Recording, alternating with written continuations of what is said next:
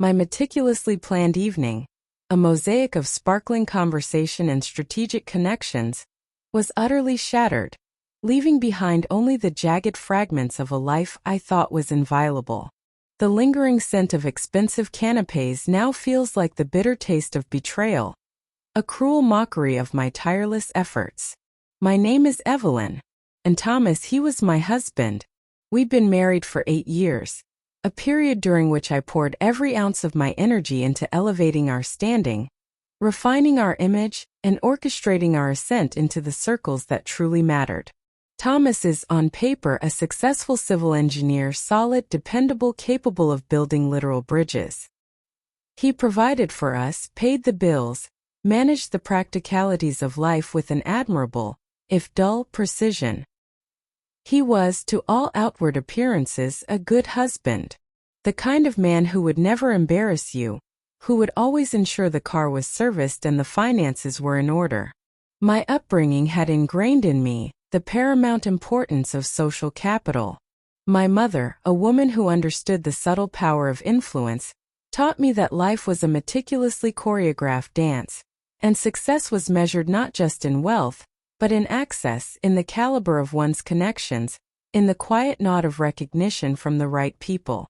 I immersed myself in cultural events, frequented exclusive members' clubs, and cultivated a network that extended far beyond our initial modest reach.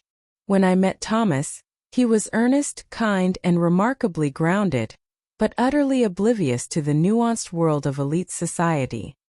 He was content with simple pleasures, quiet evenings, a perfectly grilled steak, a well-organized shed.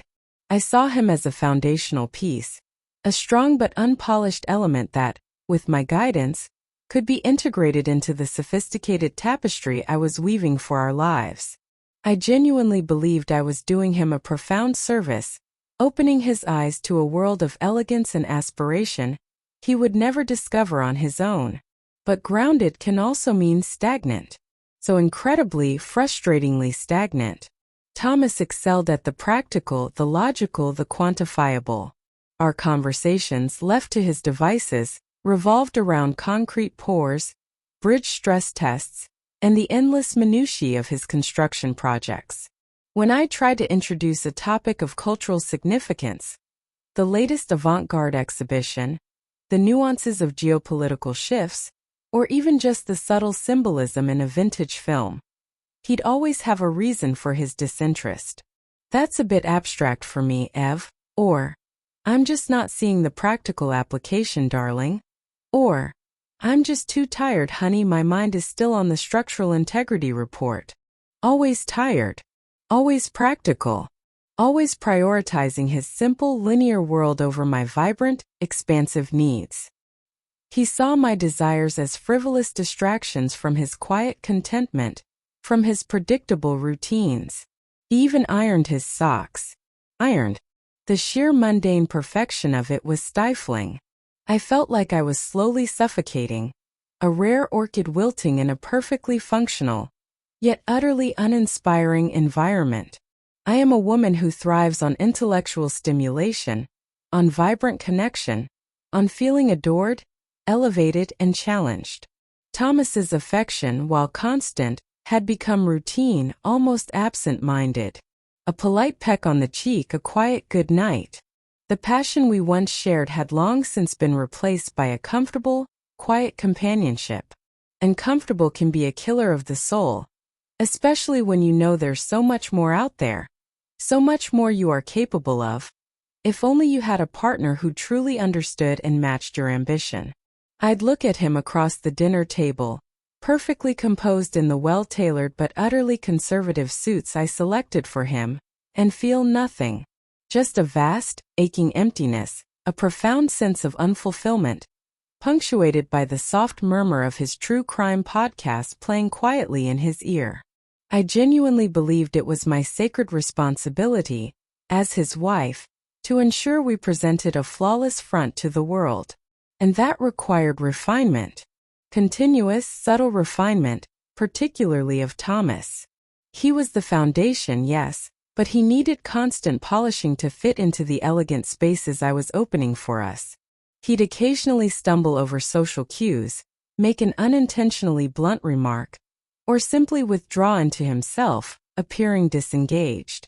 It fell to me to smooth over these moments, to interpret, to deflect, to subtly or not so subtly guide him.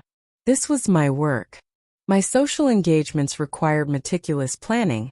Our home needed constant updates to reflect our rising status, and Thomas needed to be seamlessly integrated into my vision.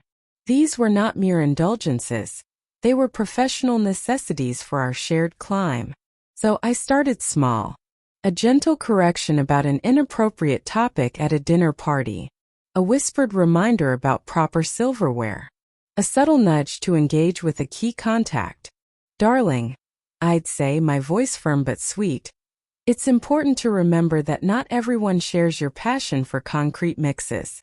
Perhaps we can pivot to the new exhibition at the Met." He'd nod, usually compliant, sometimes with a faint, bewildered frown, but he'd mostly go along with it.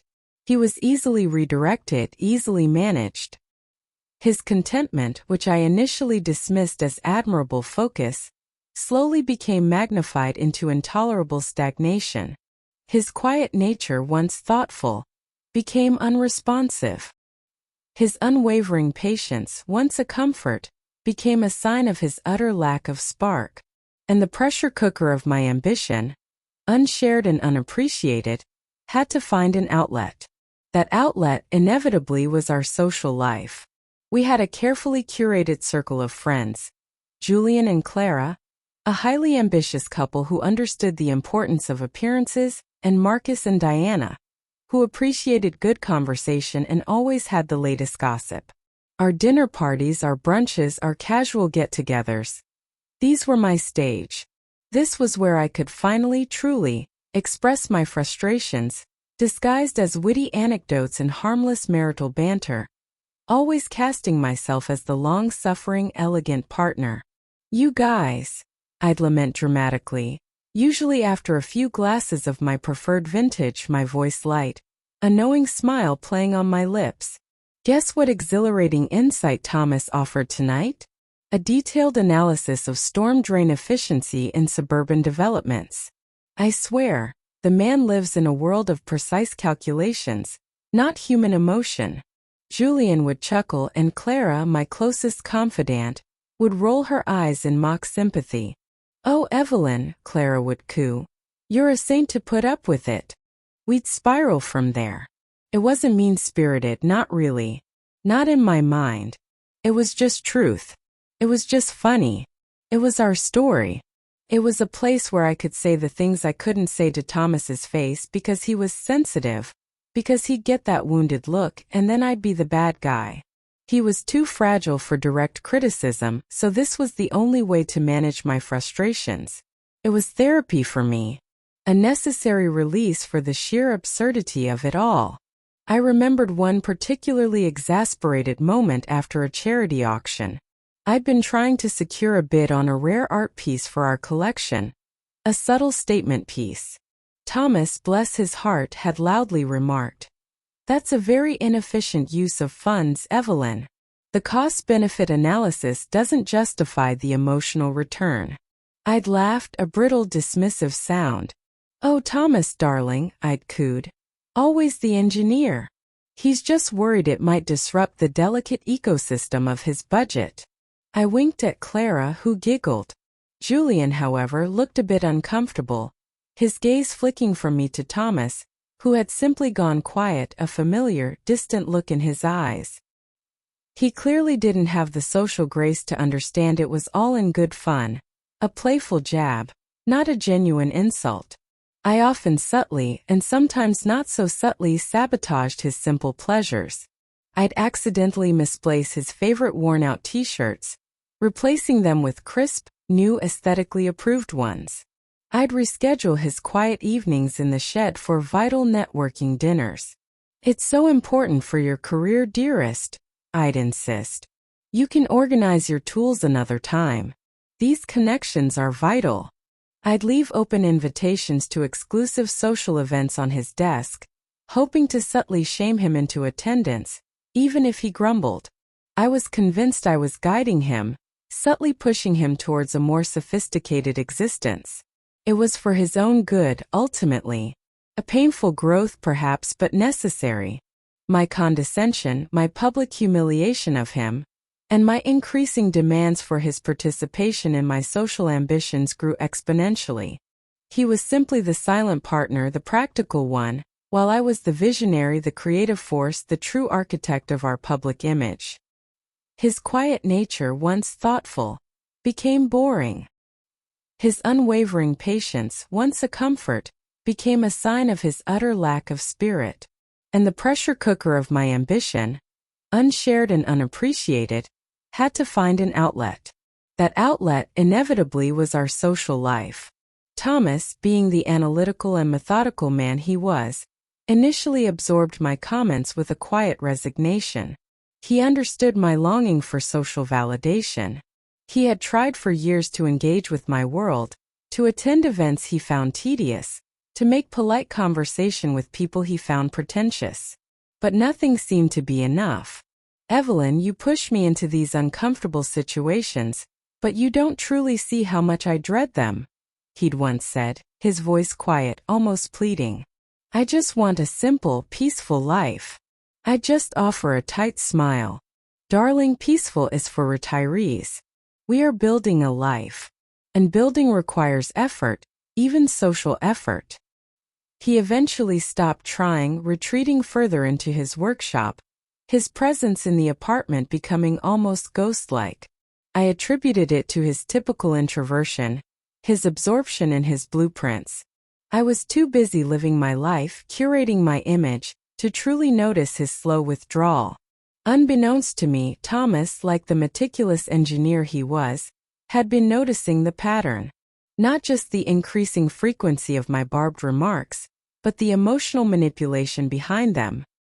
He started meticulously documenting every instance I belittled him, every time I dismissed his hobbies as boring, every subtle public humiliation.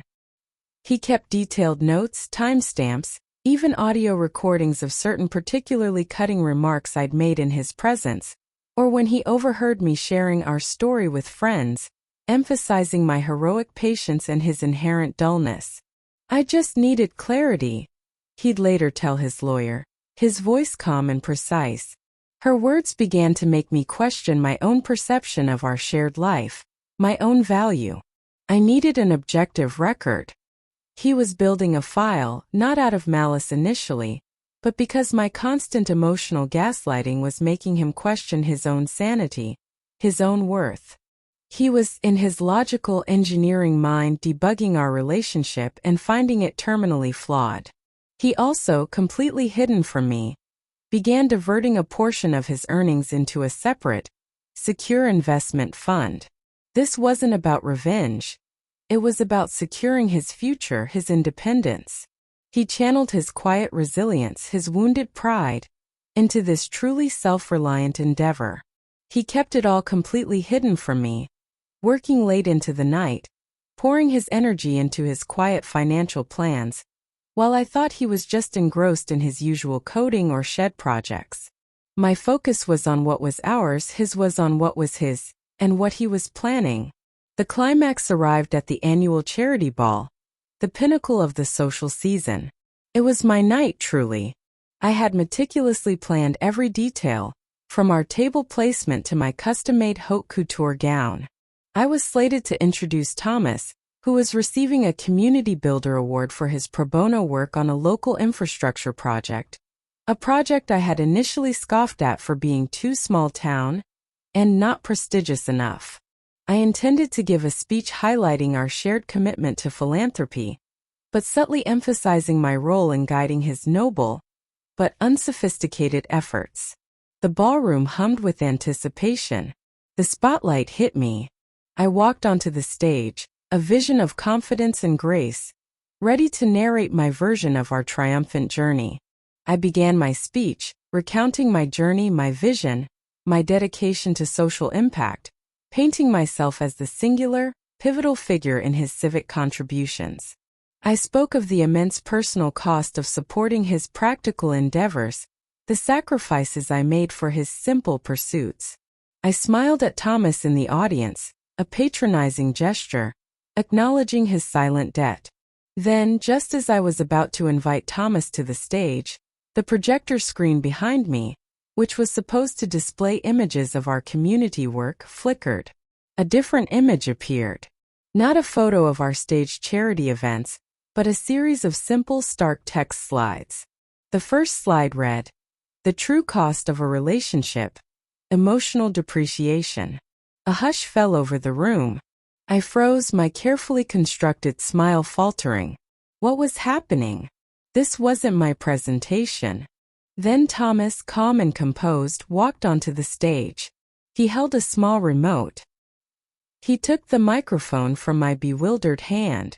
His voice, usually quiet, now resonated with a quiet authority that stunned me. "Ladies and gentlemen," he began, his gaze sweeping over the astonished crowd, completely bypassing me. "My wife Evelyn has just spoken eloquently about our journey, and while I appreciate her efforts to manage our social calendar, I wanted to share a different perspective on partnership and the silent costs some relationships bear." He gestured to the screen. The slides changed. They showed dates and bullet points. August 12th, 20XX. He's just worried it might disrupt the delicate ecosystem of his budget. Overheard at charity auction. Another slide. September 5th, 20XX. Thomas here always says he'd be nowhere without me. And it's true, isn't it, darling? Someone had to believe in that wild idea and actually fund it. Dinner party with the Richards. Each slide listed a cutting remark I had made, with dates and circumstances, meticulously documented. There were even brief audio snippets, my own voice, light and dismissive, playing faintly for a few seconds. My face burned. The murmurs in the room grew louder, turning into shocked whispers. I wanted to disappear. He had publicly humiliated me. My meticulously cultivated image, my grand narrative, was obliterated in front of everyone. "These," Thomas continued, his voice calm, but with an edge I now recognized as cold steel, "are just a few data points from a ledger I've kept for years. A ledger of emotional depreciation, of constant belittlement, of a debt constantly invoked but never truly earned. My engineering projects, my contributions to the community. These were not simple or unsophisticated. They were my passions, my efforts, quietly built, often in the face of subtle sabotage and overt disdain. And they were always mine." He paused, his gaze fixed somewhere in the middle distance, not meeting my eyes. "Because true strength, true dignity, is built not on an unpayable emotional debt, but on self-respect and the unwavering knowledge of one's own worth, even when others try to diminish it." The crowd was silent now, a stunned, uncomfortable hush. They weren't looking at me with admiration. They were looking at me with pity, with discomfort, with a dawning realization of the truth. "And finally," Thomas continued, his voice calm but with a chilling finality, "I want to announce a new chapter in my life. One focused entirely on authentic connection, without the weight of perpetual emotional obligations." He glanced at me, a brief, chilling flash of his granite eyes. "It seems some partnerships are better suited to acknowledging their own contributions, rather than demanding credit for others." Then two impeccably dressed men, Arthur's lawyers, approached the stage. One handed a thick envelope to Thomas. Thomas took it, then with a calm, deliberate movement walked towards me. He handed the envelope directly to me. "These are the divorce papers, Evelyn," he said, his voice quiet, "for my ears only. My lawyers have an ironclad case detailing years of documented emotional abuse and public disparagement. You will be leaving with a fair, but not extravagant, settlement, based purely on legal statutes and your actual contributions. I'm taking the house, and everything in it that matters to me. Goodbye." He didn't wait for a response. He simply turned, walked off the stage, and disappeared into the stunned, murmuring crowd, leaving me standing there, Clutching the divorce papers, my masterpiece, a distant, forgotten memory, my reputation shattered. Now I'm here. Alone. In my apartment, which will soon be his. My carefully constructed life, my social standing, my entire carefully cultivated image, annihilated. The friends who laughed at my jokes about Thomas, the ones who envied my perfect life, have completely ghosted me. They don't want to be associated with this. My parents are disappointed and don't understand why I couldn't just be happy with what I had, or be more appreciative of his quiet support. Everyone is blaming me. Me. The one who was just trying to be authentic. The one who was just living the life I believed I had earned. It's not fair. How can a few harmless jokes, a little venting my genuine efforts to elevate him, justify all of this? He's acting like I'm the monster, the manipulative one. But I was the one stuck with the emotionally distant, dull, predictable man who refused to see my brilliance, and then weaponized his petty ledgers and my own aspirations against me. I was the one who deserved more. I was the victim here. And now I'm paying for it. It's truly, utterly unjust. And I'm left to pick up the pieces of a life that feels like it was cursed from the start. A cruel joke played solely at my expense.